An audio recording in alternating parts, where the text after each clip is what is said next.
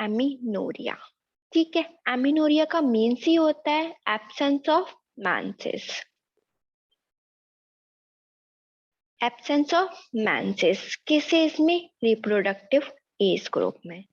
ठीक है, amenorrhoea is term describing the absence of women menstrual period during the age when the women is reproductive. ठीक है, इसकी definition clear है। अब हम इसकी बात करेंगे। जो एमिनोरिया है वो टू टाइप्स का होता है। ठीक है, फिजियोलॉजिकल एंड पैथोलॉजिकल। तो फिजियोलॉजिकल जो एमिनोरिया है मतलब जो फंक्शनल पे डिपेंड है, जब मेंसेस उसके एब्सेंट रहे, जैसे कि प्री प्यूबर्टी की जो स्टेज होती है उसमें भी मेंसेस नहीं आते हैं, या फिर प्रेगनेंसी स्टेज में भी, या फिर मीनोपॉज, लैक्टेशन, ये सारी कंडीशन में एमिनोरिया की कंडीशन रहती है। लेकिन कैसी एमिनोरिया? Physiological amenorrhoea. ठीक है, अब हम बात करते हैं पैथोलॉजिकल एमिनोरिया। पैथोलॉजिकल एमिनोरिया वो कंडीशन है जिसमें मेंसेस जो एब्सेंस होता है मेंसेस का, वो किसी पैथोलॉजिकल रीजंस की वजह से हो। अब हमने इसको डिवाइड किया है प्राइमरी एंड सेकेंडरी। प्राइमरी में कैसा आता है?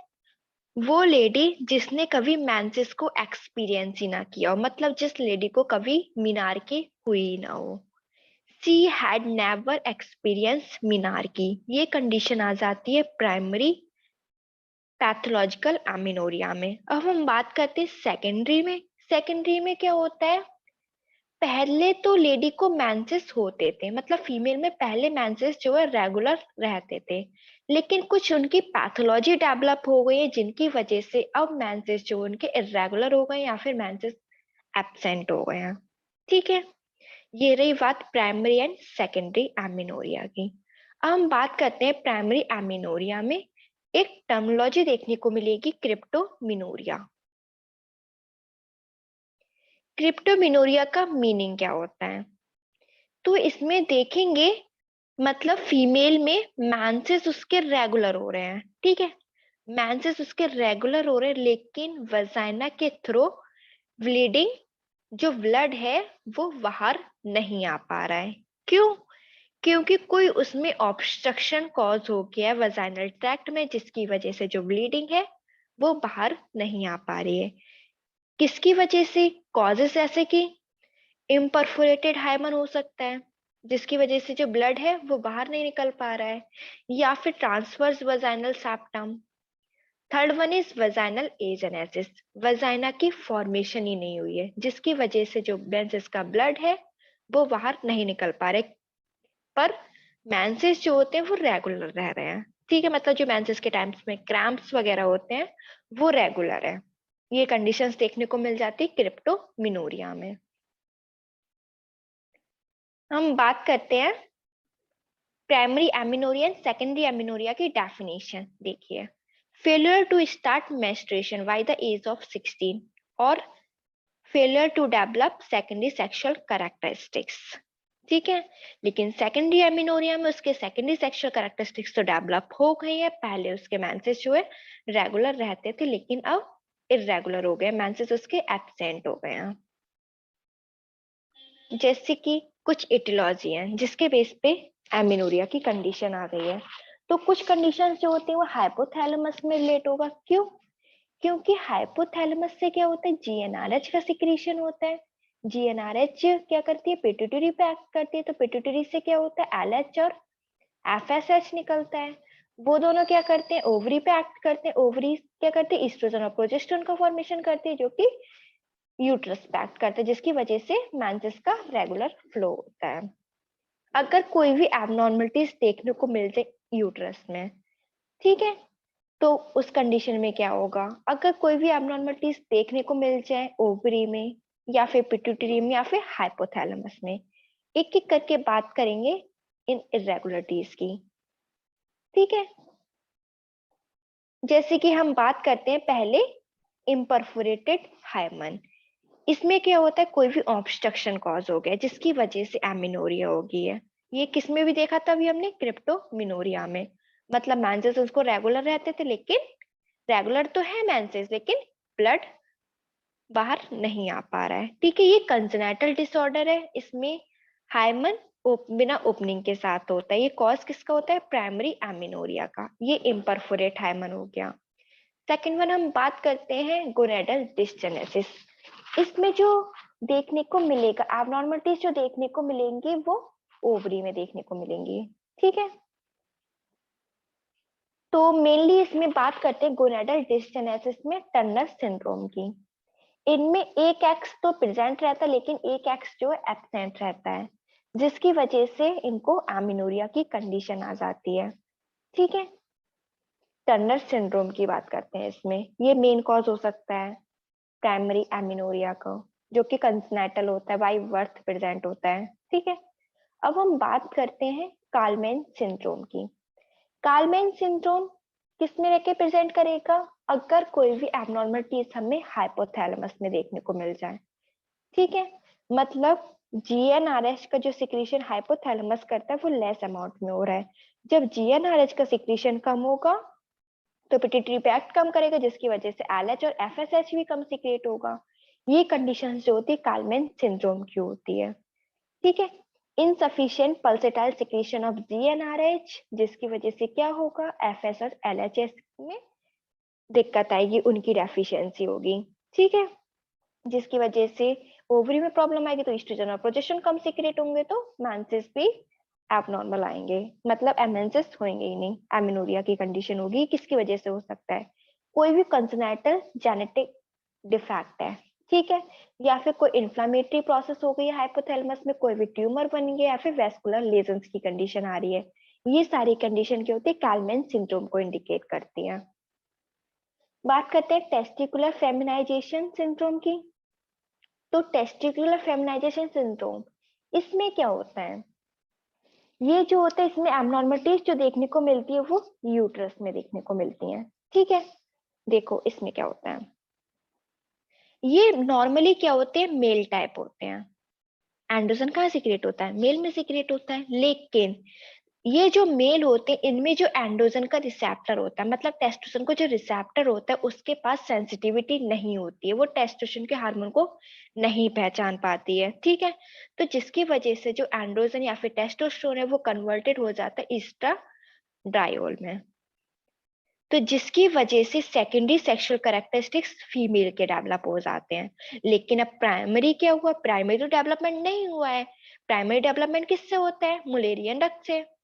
तो मुलेरियन डक्ट तो इसमें नहीं है, तो जिसकी वजह से वजाइना भी नहीं होगी, यूट्रस भी नहीं होगा, और फैलोपियन ट्यूब भी नहीं होगा। तो क्या करेगा ये?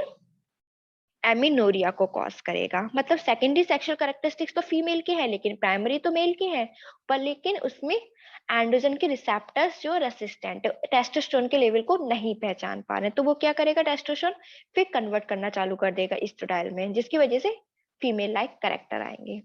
ठीक है, हम बात करते हैं सेकेंडरी डिस्मेनोरिया की। इसमें क्या होता है? हाइपो वही बात है, हाइपोथैलेमस में कोई भी एबनॉर्मलिटीज देखने को मिल जाए, या फिर पिट्यूटरी ग्लैंड में कोई भी एबनॉर्मलिटीज देखने को मिल जाए, या ओवरी में या यूट्रस में, ये कंडीशन देखने को मिल जाती है। तो सबसे पहले हम जो बात करेंगे वो हाइपोथैलेमस की करेंगे। ठीक है, तो हाइपोथैलेमस में क्या क्या हो सकता है? हाइपोथैलिक के डिसफंक्शंस हो सकते हैं, या फिर वेट लॉस हो सकता है, कोई भी ईटिंग डिसऑर्डर्स हो सकते हैं जैसे कि बुलिमिया नर्वोसा। ठीक है, या फिर कोई भी इमोशनली स्ट्रेस हो सकता है, जिसकी वजह से एमिनोरिया की कंडीशन आती है। स्ट्रेस में क्या होता है? कॉर्टिसोल रिलीज होता है, जो कि स्ट्रेस हार्मोन होता है, वो क्या करेगा? एमिनोरिया कॉज करेगा। या फिर एक्सेसिव एक्सरसाइज कर ली, जिसकी वजह से एमिनोरिया की कंडीशन हो रही है। ये रही हाइपोथैलेमस की बात। सेकेंडली अब हम बात करते हैं पिट्यूटरी ग्लैंड में। तो पिट्यूटरी में क्या हो सकता है जिसकी वजह से एमिनोरिया कॉज हो सकता है? कोई पिट्यूटरी में ट्यूमर हुआ, जिसको हम बोलते हैं एडिनोमास। ठीक है, या फिर सीहैन सिंड्रोम, ये सारे पिट्यूटरी रिलेटेड डिसऑर्डर्स हैं। या फिर हाइपर प्रोलैक्टिमिया, प्रोलैक्टिन का सिक्रीशन ज्यादा सिक्रेट हो गया, जिसकी वजह से ईस्ट्रोजन कम सिक्रेट होगा। ये कॉज किसका हो सकता है? एमिनोरिया का। हम बात करते हैं ओवरी में। ओवरी में कौन कौन सी एबनॉर्मलिटीज आएंगे जिसकी वजह से एमिनोरिया कॉज हो सकता है? तो फर्स्ट वन जो होता है पीसीओडी। ठीक है, या फिर पीसीओडी के बाद हम बात करते हैं polycystic ovarian disease. Second one हम बात करते हैं प्रीमेच्योर ओवेरियन फेलुलर। पहले से जो होता है ओवरी फेल हो जाती है जिसकी वजह से ये कंडीशन आ जाती है, या फिर ओवरी में सर्जिकल रिमूवल कर दिया, फिर कुछ इन्फेक्शंस हो गए हैं, तो ये सारे कॉज रहे ओवरी में जो कि एमिनोरिया को कॉज करते हैं। अब हम बात करते हैं यूट्रस के लेवल पे क्या क्या कॉजेस आ सकते हैं। For example Asherman syndrome. Asherman syndrome क्या करते हैं, यूट्रस में कोई भी एबनॉर्मलिटीज कॉज करेगा जिसकी वजह से एमिनोरिया कॉज होगा, या फिर कोई भी आउटफ्लो ट्रैक्ट में ऑब्स्ट्रक्शन कॉज हो गया है जिसकी वजह से एमिनोरिया कॉज होता है। ठीक है, एक एक करके इसकी बात कर लेते हैं। अब हमने इसको क्या किया, कंपार्टमेंट वाइज डिवाइड कर लिया है। जैसे कि यूट्रस में कोई भी एबनॉर्मलिटीज देखने को मिल रही है या फिर आउटफ्लो ट्रैक्ट में कोई भी ऑब्स्ट्रक्शन देखने को मिल रहा है तो उसको कंपार्टमेंट 1 नाम दे दिया गया है। ठीक है, अगर ओवरीज में कोई भी एबनॉर्मलिटीज देखने को मिल रही है उसको कंपार्टमेंट 2, या फिर पिट्यूटरी ग्लैंड में तो उसको कंपार्टमेंट 3, हाइपोथैलेमस में तो उसको कंपार्टमेंट 4।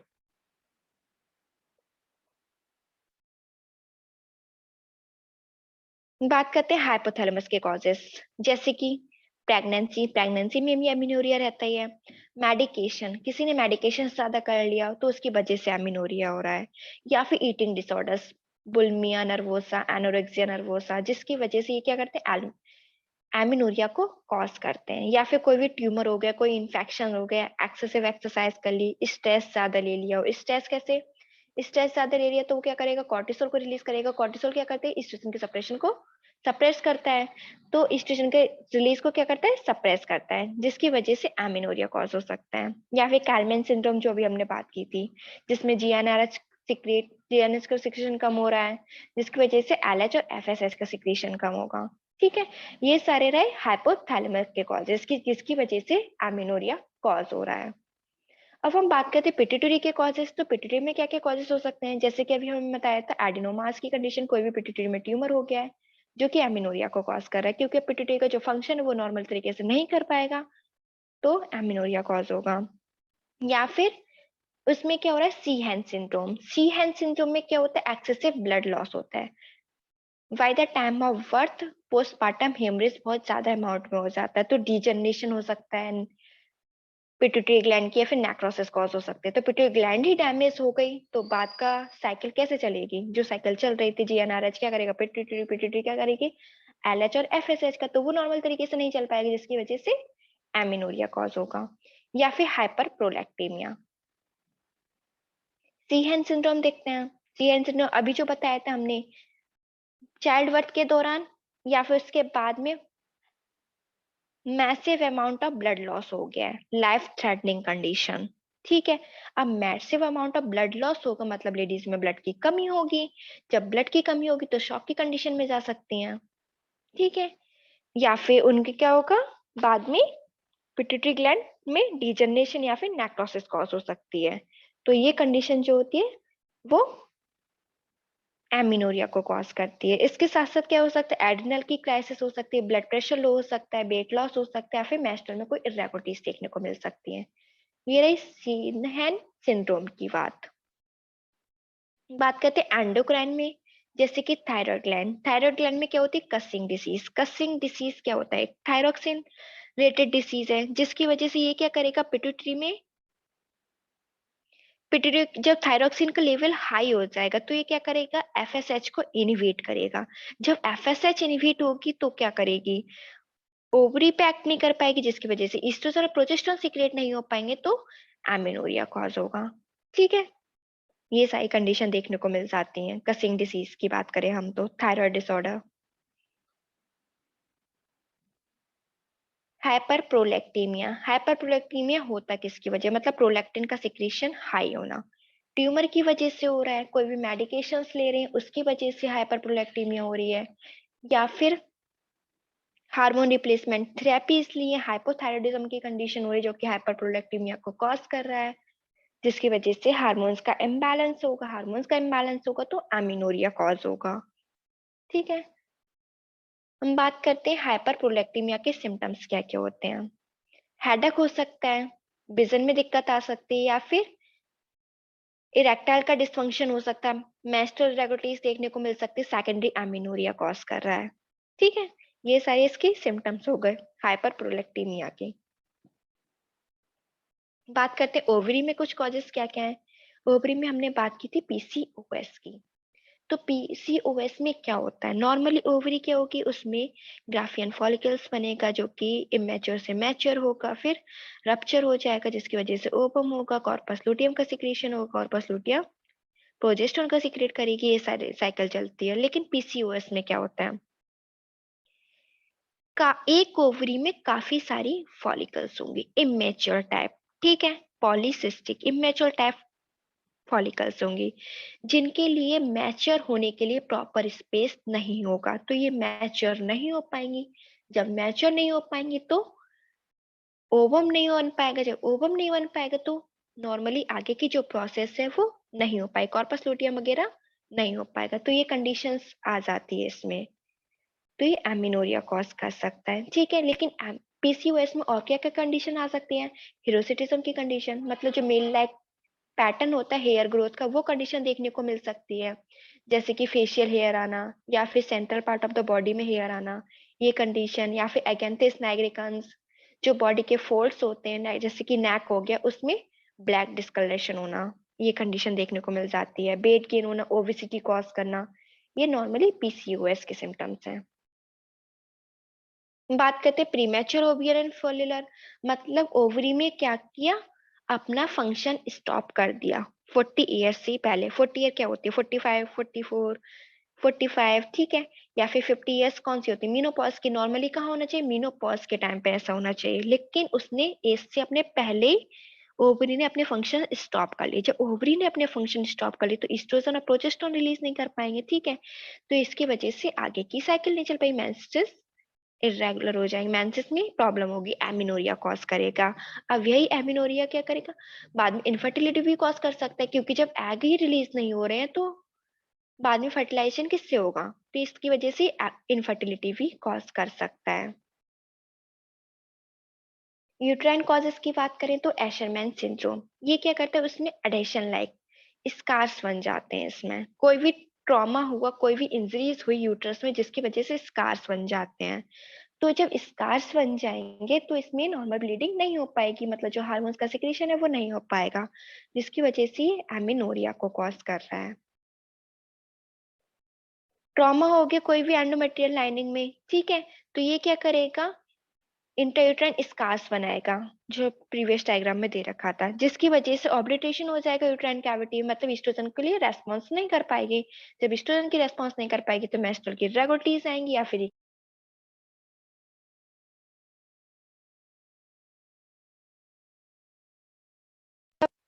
एग्जामिनेशन की बात करें तो हम क्या करेंगे, इसमें बॉडी मास इंडेक्स, ये कंडीशन देखने को मिल सकती है, जैसे कि वेट लॉस रिलेटेड एमिनोरिया देखने को मिल सकता है। ब्लड प्रेशर होगा तो हम कसिंग सिंड्रोम या फिर पीसीओएस में देखने को कर सकते हैं। इन्वेस्टिगेशन एंड्रोजन का एक्सेस हुआ तो हिरिसुटिज्म कॉज कर सकता है, या फिर विनलाइजेशन ट्यूमर कॉज कर सकता है। सेकेंडरी सेक्सुअल कैरेक्टर्स देख सकते हैं। टर्नर सिंड्रोम की बात कर सकते हैं, या फिर एब्डोमिनल पैल्विक मासेस प्रेजेंट हो सकते हैं, कोई भी ओवरी का ट्यूमर अगर प्रेजेंट होता है तो, या फिर जेनेटिलिया का इंस्पेक्ट कर सकते हैं जिसमें कि इम्परफोरेट हाइमन देखने को मिल सकता है जो कि प्राइमरी एमिनोरिया को कॉज कर रहा है। वजाइनल एग्जामिनेशन करके देख सकते हैं। ये सारी कंडीशन आ जाती है क्लिनिकल एग्जामिनेशन में। प्राइमरी एमिनोरिया का ट्रीटमेंट कैसे करेंगे?